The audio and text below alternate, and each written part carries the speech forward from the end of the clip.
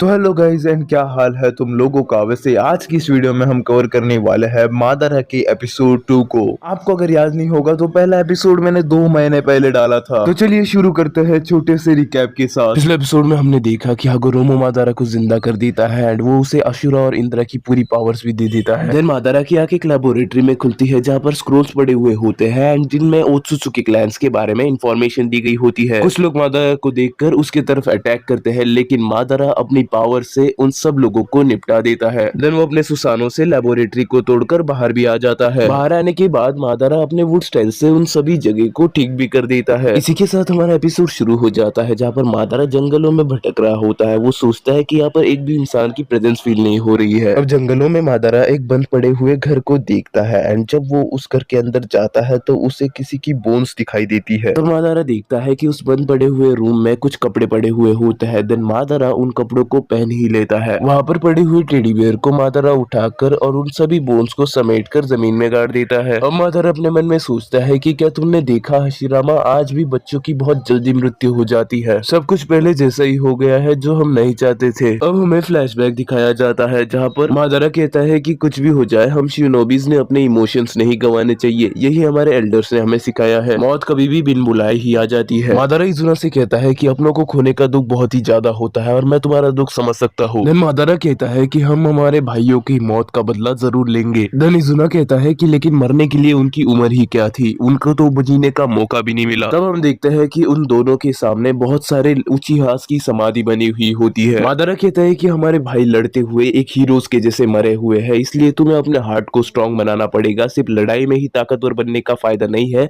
लेकिन तुम्हें अपने आप को भी स्ट्रांग बनाना पड़ेगा। मादारा कहता है कि इजुना, जब तक तुम जिंदा हो तब तक मैं तुम्हें प्रोटेक्ट करूंगा और अपने क्लैन को भी प्रोटेक्ट करूंगा और तुम्हारे बाल को भी वाका नहीं होने दूंगा। देन इजुना कहता है कि क्या आप सच कह रहे हो भाई? देन मादारा कहता है कि हाँ, मैं तुम्हें ये प्रॉमिस करता हूँ। इजुना कहता है कि आप दुनिया में सबसे अच्छे हो और मैं आपके जैसा बनना चाहता हूँ। मादारा कहते हैं कि अगर तुम्हें स्ट्रांग बनना है तो तुम्हें वैसा खाना भी पड़ेगा। मॉम ने तुम्हारे लिए खाना बना कर रखा है, जाओ जल्दी से खा लो। देन इजुना कहता है कि ठीक है रॉजर, आप जैसा कहोगे मैं वैसा ही करूंगा। देन मादारा कहता है कि इजुना को इन सभी प्रॉब्लम से डिस्ट्रैक्ट करना आसान था। अब मादारा उनके भाइयों के समाधि को देखकर कहता है कि मैं तुम्हें बहुत कुछ बताना चाहता हूँ। मादारा कहता है कि वो एक लड़के से मिला जिसका नाम हशीरामा था एंड वो उससे भी ज्यादा स्ट्रांग था। मादारा कहता है कि हम दोनों नदी के पास आकर ट्रेनिंग भी करते हैं, नदी में पत्थर भी फेंकते रहते हैं। असल में हम दोनों ही एक जैसे हैं। वो कहता है कि उसके भाइयों को भी वॉर की वजह से मार डाला गया और हम दोनों भी ये सपना देखते हैं कि हम इन नेवर एंडिंग वॉर्स को खत्म करेंगे एंड हम दोनों सभी जो बच्चे वॉर्स में मरते हैं उनको बचाना चाहते हैं। उसके साथ ही वो एक नया विलेज भी बनाना चाहता है, क्या तुम सोच सकते हो? एंड उसी के साथ वो उस विलेज में एक स्कूल भी बनाना चाहता है जहाँ पर उन सभी बच्चों को स्ट्रांग बनाया जाएगा। मादारा कहता है कि मुझे उसका आइडिया बहुत पसंद आया जहाँ पर चिल्ड्रन मरेंगे नहीं। एंड वो कहता है कि मुझे माफ कर देना भाइयों कि मैं तुम्हें बचा नहीं सका। और उसके सभी भाइयों की समाधि पर वो शपथ लेता है कि वो उसका लास्ट भाई यानी इजुना को प्रोटेक्ट करके रहेगा। लेकिन कुछ ही समय बाद वो इजुना को भी खो देता है एंड उसकी दुनिया चूर चूर हो जाती है एंड वो रिवेंज के लिए तड़पने लगता है। तब उसका दिमाग डार्कनेस से भर जाता है। वो सोचता है कि मर्डरर्स को इसका प्रायश्चित करना पड़ेगा, लेकिन तब वो फेल हो जाता है। लेकिन मकसद फेल होने के बाद एक एक्सपीरियंस भी आता है। उसका जो मकसद था वो बढ़ता ही गया एंड आखिरकार वो अपने गोल में सक्षम भी हो गया। और डार्कनेस से घिरने के बाद और अपने गोल से ऑब्सेस्ड होने जाने के बाद वो अपनी इंसानियत भी भूल गया एंड जब वो अपने गोल से बस एक स्टेप ही दूर था तभी उसे उसी बंदे ने मार डाला जो उसका इनकारनेशन लगता था, यानी ब्लैक ज़ेड्सू। फिर आखिर में हशीरामा ने उसे बताया कि डार्कनेस और हेट्रेड से कुछ भी अच्छा नहीं होने वाला।